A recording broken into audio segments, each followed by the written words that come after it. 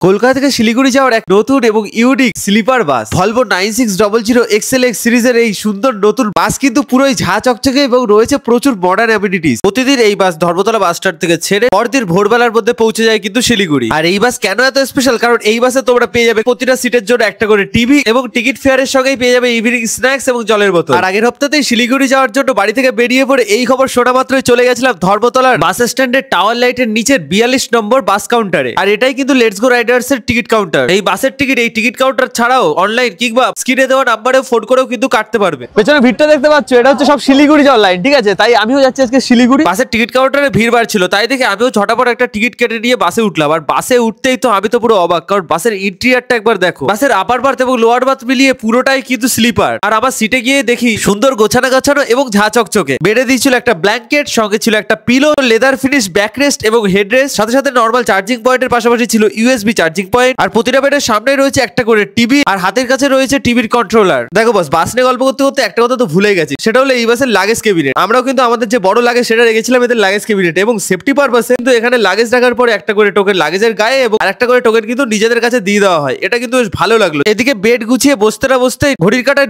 6টার সময় ছেড়ে দিল বাস এসপ্ল্যানেড বাস স্ট্যান্ড থেকে। আর বাস ছাড়ার কিছুক্ষণের মধ্যেই বাসের ক্রু মেম্বার দিয়ে গেল একটা কমপ্লিমেন্টারি জলের বোতল। তারই কিছুক্ষণ বাদে চলে আসলো কমপ্লিমেন্টারি ইভিনিং স্ন্যাক্স। আর হাতে পাওয়া এই ইভিনিং স্ন্যাক্স বক্স খুলতেই দেখলাম এর মধ্যে অনেক রকম খাবার দাবার ছিল, যেমন প্রভুজির নানা রকমের ভুজিয়া, সঙ্গে প্রভুজির একটা ক্রিম রোল ছিল, আর সঙ্গে ছিল কিন্তু একটা মাজা। বাসও চলছে, এদিকে স্ন্যাক্সও আমাদের খাওয়া চলছে। স্ন্যাক্সও খতম, এদিকে বাসও কিন্তু উঠে পড়েছে হাইওয়েতে। ঘন্টা 2-3 বাস চলার পর আমাদের বাস এসে পৌঁছালো বাসের ফার্স্ট স্টপেজ কৃষ্ণনগরের শঙ্কর হোটেল। এখানে হোটেল থেকে ফ্রেশ হয়ে দেন কিছু খাওয়া দাওয়া করে আবার উঠে বললাম আমরা বাসে। আর বাস রওনা হলো ডিরেক্ট শিলিগুড়ির পথে। বাস ছাড়ার পরে আমিও পড়লাম ঘুমিয়ে, কারণ এত সুন্দর আরামদায়ক সিট। সত্যি বলতে আমি অনেক বাসে জার্নি করেছি, বাট এই বাসের সিট এতটাই আরামদায়ক, যার কারণে সুন্দর একটা ঘুমের পরে ঘুম ভাগলো একদম সকালে। আর আমাদের বাসও কিন্তু সারা রাত চলে প্রায় পৌঁছে গেছে শিলিগুড়ির খুবই কাছাকাছি। তবে এদিকে কেবিনে এসে একটা জিনিস বুঝতে পারলাম, এখানে কিন্তু দুজন ড্রাইভার ড্রাইভিং করেন। বুঝতেই পারছো অনেকটা লং ডিস্টেন্স, সেই জন্য কিন্তু লেটস গো রাইডার সবসময় বাসে তাদের দুজন করে ড্রাইভার রাখার চেষ্টা করে। আর এই ভোরবেলাতে বাসের কেবিনে বসে এই রাস্তার ভিউ এনজয় করতে করতে শেষ করলাম কিন্তু কলকাতা টু শিলিগুড়ি আজকের আমাদের এই জার্নি। আর আমাদের আজকে এই লেটস গো রাইডার্স এর বাস কিন্তু গিয়ে থামলো শিলিগুড়ি লেটস গো রাইডার্স এর যে অফিস তারই একদম সামনে।